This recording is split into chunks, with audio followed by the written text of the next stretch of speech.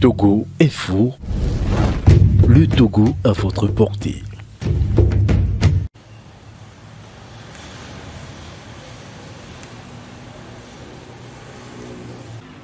Tout d'abord, il y a un Edu Kossi, membre du club Adido Gome. Actuellement, parmi les jardins d'enfants publics et les Adido Gome, les catholiques, les schools en face. Et il y a un jardin potager. Et il y a les jardins avec Pame. Il y a un jardin potager à la on l'a pas goma, on l'a pas timati, on l'a pas ademé, on l'a pas fétri, on l'a pas ibc, ibca, on pas si on t'a mis un peu d'eau. Donc nous on l'a pas le jardin potager et nous les tia. Mais d'autres projets qui nous y en a écologie nous weke, qui nous sont donnés à Tio les. Voilà, nous allons pas bon. Si bien, et bien nous les grands environnements, il y a à Tio, il les discussions avec mairie mais il y a un espace en attendant que on a un espace que on peut le faire nami wa il y a un jardin d'enfants et où on a étude non sur légumes monti pour voir et nenebe noa on les homame yo on a étude non les hommes vivent noir en pratique donc il y a un bon il y a un jardin potager via school pas mais mais attention aux enseignements là il y a besoin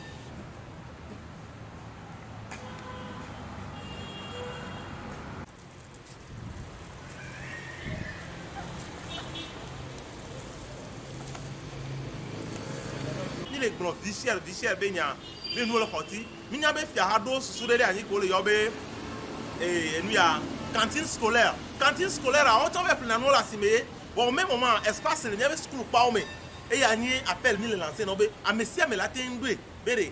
yo chan yo be school pa me yo la do jardin avec be ne cantine scolaire à mi ko ko be agba ya simi avec no plenu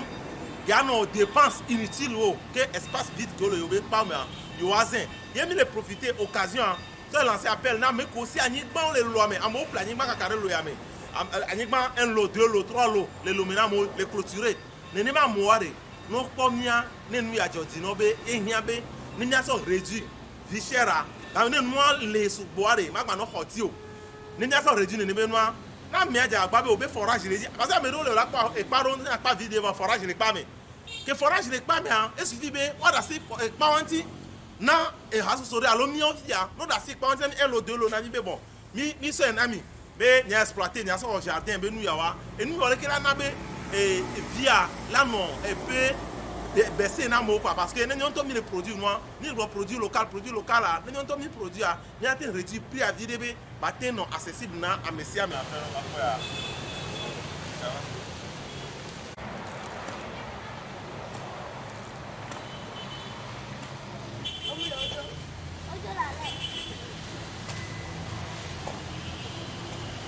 il va venir explorer juste be one of them one of netimati ya wala gbentimati wa be de yomi kwa timati ya lo leke be sene ya ketimati ya to sensen data wala klo jova timati ya ko grona e ni pole ko de ya ba ivo ni pole ko be va le sen kaka que va to didia on va sortir des yeux en bon dit ba tendo soumena des yeux parce que